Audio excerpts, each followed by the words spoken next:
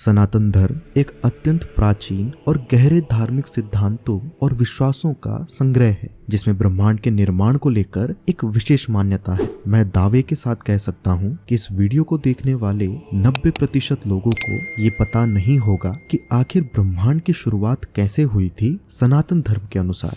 तो इस वीडियो में हम जानेंगे कि सनातन धर्म के अनुसार ब्रह्मांड का निर्माण कैसे हुआ था और इसके पीछे की गहरी धारणाओं को भी हम समझेंगे।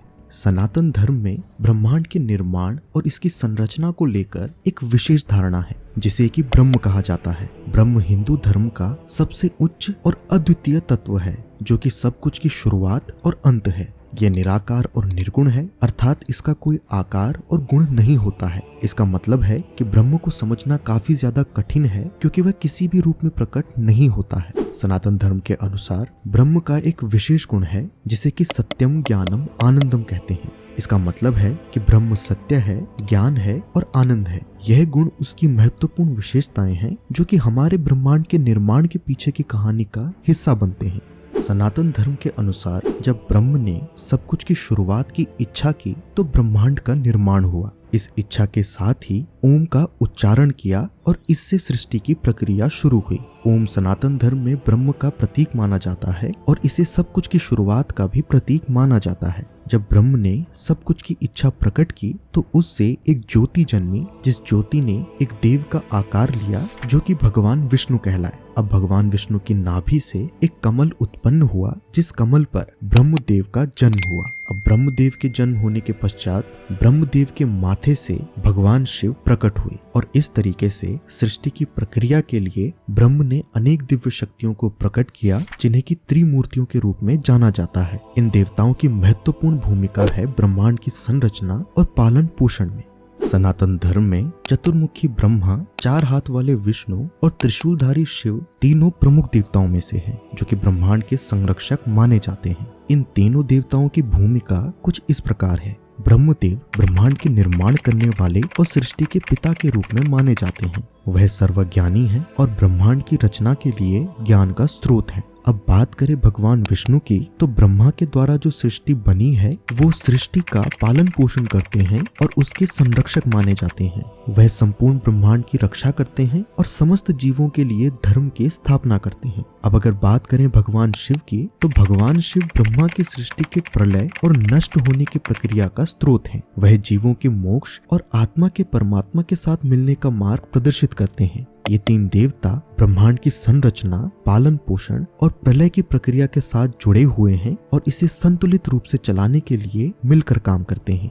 अब आपके मन में ये सवाल जरूर आ रहा होगा कि हमने ये तो सुना है कि भगवान विष्णु की पूजा होती है, हमने ये भी सुना है कि भगवान शिव की पूजा होती है, लेकिन ब्रह्मदेव की पूजा क्यों नहीं होती है?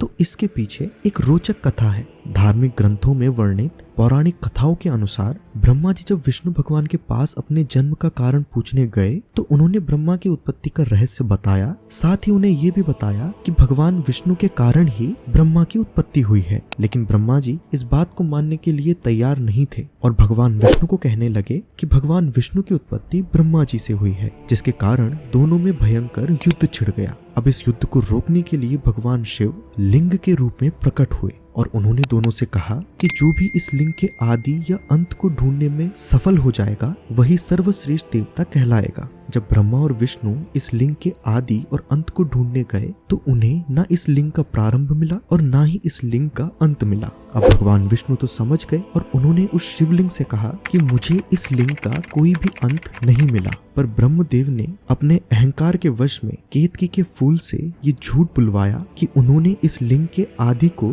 ढूंढ लिया है और उस जगह से वो केतकी के पुष्प को लेकर आए हैं। अब इस झूठ की वजह से शिव काफी ज्यादा गुस्से में आ गए और उन्होंने ब्रह्मदेव को श्राप दिया कि जिस प्रकार भगवान विष्णु की पूजा समस्त सृष्टि में होती है, ठीक उसी प्रकार ब्रह्मदेव की पूजा संपूर्ण सृष्टि में कहीं पर भी नहीं होगी। और साथ ही साथ उस केतकी के पुष्प जिसने कि ब्रह्मदेव के कहने पर झूठ कहा था, उसे भी श्राप दिया कि अगर केतकी के पुष्प शिवलिंग पर चढ़ाए जाएंगे तो शिवलिंग खंडित हो जाएगा और भगवान शिव की पूजा संपूर्ण नहीं हो पाएगी। अब वापस मेन टॉपिक पर आए तो सनातन धर्म में ब्रह्मांड को एक अनंत चक्र के रूप में देखा जाता है जिसे संसार चक्र भी कहा जाता है। ये चक्र ब्रह्म की सृष्टि, पालन पोषण और प्रलय के समय के साथ घूमता रहता है। संसार चक्र में जीव जन्म लेते हैं, अपने कर्मों के आधार पर फल प्राप्त करते हैं और फिर मोक्ष की प्राप्ति के लिए पुनर्जन्म का सामर्थ्य प्राप्त करने के लिए आवश्यक संवाद का आयोजन करते हैं। ब्रह्म की प्रारंभिक इच्छा से लेकर संसार चक्र के पार की ओर जाने का मार्ग मोक्ष के मार्ग के रूप में माना जाता है। यानी कि जब कोई जीव पुनर्जन्म के चक्र से मुक्त हो जाता है तो इसका अर्थ है कि उसकी आत्मा को मोक्ष की प्राप्ति हो चुकी है। मोक्ष सनातन धर्म का मुख्य आदर्श है, जिसमें आत्मा ब्रह्म के साथ मिलकर एकता प्राप्त करती है और संसार चक्र से मुक्त हो जाती है। तो यही थी वो पूरी पौराणिक कथा जिसमें कि संसार के आदि और अंत का वर्णन मिलता है। तो आशा करता हूँ कि आपको ये वीडियो समझ आ गई होगी। मैं मिलता हूँ आपसे नेक्स्ट वीडियो में फिर किसी इंटरेस्टिंग टॉपिक के साथ। ये वीडियो पूरा देखने के लिए धन्यवाद।